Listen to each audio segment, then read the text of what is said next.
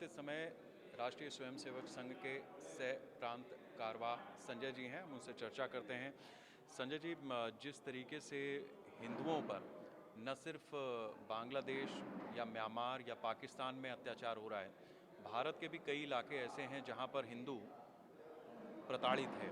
जम्मू कश्मीर इसका उदाहरण है। राजधानी लखनऊ में भी इस तरह की घटनाएं हुई। कैराना में आज ही मुख्यमंत्री जी ने विस्थापितों को पुनर्वासित किया है।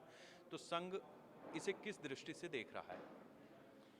देखिए, भारत के अंदर भी विभाजनकारी शक्तियां प्रचुर मात्रा में उपलब्ध हैं और वो धर्म के आधार पर देश का फिर से बंटवारा कराने की या भारत के अंदर अशांति पैदा करने की प्रत्येक समय में कोशिश करते रहते हैं और उस कारण से समाज में अशांति निर्माण होती है और हिंदू समाज कष्ट में चला जाता है।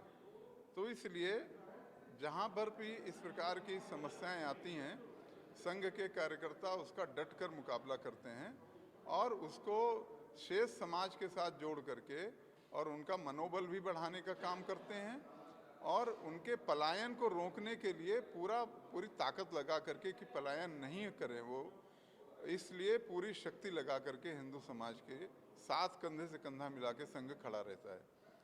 और हिंदू समाज के ऊपर जब भी कोई विपत्ति आती है या आने की का डालने का कोई प्रयत्न करता है, संघ उसका प्रखर विरोध करेगा और उसमें कोई कमी नहीं रहेगी। पूर्वोत्तर के राज्यों में राष्ट्रीय स्वयंसेवक संघ का बड़ा काम है। सुनील देवधर जी जब वहाँ पे थे, उसके बाद त्रिपुरा की सरकार बनी। पूर्वोत्तर के कई राज्यों में इस समय आपकी सरकार है। खबर ये चली कि अरुणाचल में गांव के अंदर घुस करके और चीन ने अपना एक वहाँ पर निर्माण किया है। चाइना के साथ लगातार पूर्वोत्तर को लेकर के एक तकरार सी चल रही है। तो पूर्वोत्तर में अभी संघ की क्या रणनीति है?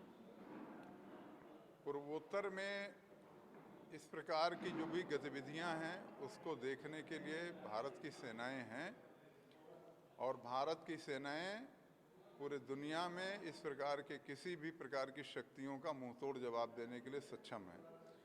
और भारत की सेनाओं के पीछे भारत की जनता, भारत की देशभक्त जनता वो खड़ी है और हम उनके साथ पूरा तन मन धन से खड़े हैं और वो हम भारत की सेनाएं हर प्रकार की समस्याओं का निराकरण करने में सक्षम है। नहीं, संघ सेना की तो अपनी भूमिका है। मैं संघ के पार्ट पर ये जानना चाहता हूँ, क्योंकि माननीय अधीश जी भी जब थे, उन्होंने भी पूर्वोत्तर के बारे में बहुत कुछ लिखा।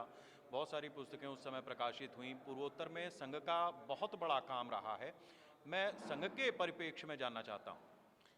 देखिए, संघ का काम जन जागरण का और हिंदू समाज के संगठन का काम है। वो नियमित रूप से हम कर रहे हैं। समाज को ऐसे सब कठिन परिस्थितियों के लिए जगह जगह पर खड़े होने के लिए ताकत दे रहे हैं, खड़ा हो रहा है समाज। और समाज जब खड़ा होगा, हिंदू समाज जब अपने उस पर खड़ा होगा, तब उसका जगह जगह पर प्रतिरोध करेगा।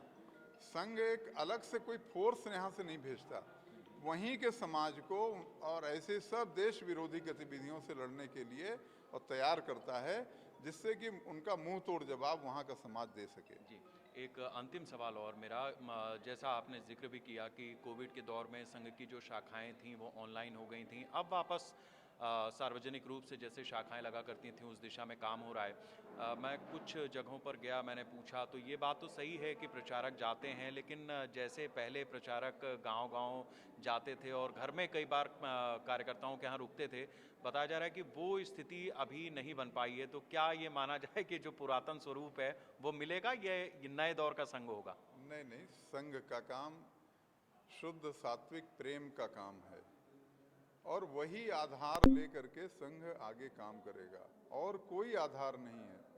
संघ हिंदू समाज के अंदर जो भी है प्रेम स्नेह से ही इस काम को बढ़ाएगा। और संपर्क का क्या है कि काम की वृद्धि और संघ के काम का जो एक वृद्धि है वो बहुत बड़े पैमाने पर हो रही है। तो थोड़ी बहुत कहीं पर इस प्रकार की बात आ सकती है, लेकिन सात्विक प्रेम हमारे काम का आधार है, हम उसी आधार पर आगे बढ़ेंगे। बहुत शुक्रिया संजय जी हमसे बात करने के लिए। तो राष्ट्रीय स्वयंसेवक संघ भारतवर्ष के सांस्कृतिक सामाजिक संगठनों में से प्रमुख संगठन है और लगातार उसी दिशा में काम करता आया है।